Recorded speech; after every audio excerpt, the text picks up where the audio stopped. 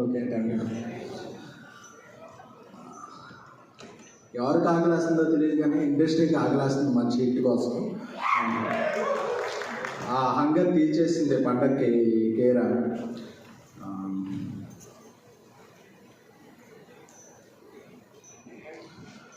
అంటే ఒక్కోసారి పరిస్థితుల ప్రభావం వల్ల అవాంఛనీయ పరిస్థితుల్లో 3-4 సినిమాలు రిలీజ్ అవుతుంటాయి. అప్పుడు రిలీజ్ అవుతున్నప్పుడు మన సినిమాని ప్రమోట్ చేసుకోవడం చాలా కష్టమవుతుంది. బట్ చెన్నైలో స్టోరీ సిట్టింగ్స్ జరుగుతున్నప్పటి నుంచి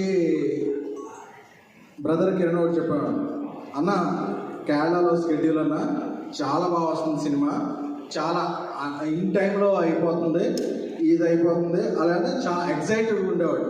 ఎప్పుడూ కూడా ఒక టీంలో ఉండే ఎక్సైట్మెంటే రిజల్ట్ కన్వర్ట్ అవుతుంది. అదే ఈరోజు కేరామ్ సక్సెస్. ఎందుకంటే ఒక 18 days రాజాసాబ్ స్కెడ్యూల్ నుంచి యూరోప్ వెళ్ళాం. ఆ స్కెడ్యూల్ నుంచి రాగానే నేను ఎయిర్పోర్ట్ నుంచి ఇంటికి కూడా వెళ్ళా. I want to watch the film first in the single screen.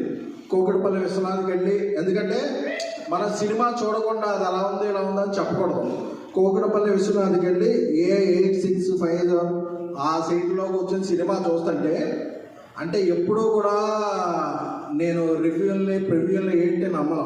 Audience థియేటర్లో ఉండే ఎక్సైట్మెంట్ ఏంటో అదే సినిమా రిజల్ట్.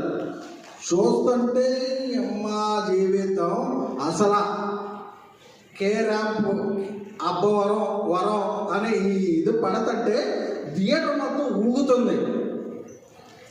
థియేటర్ మొత్తం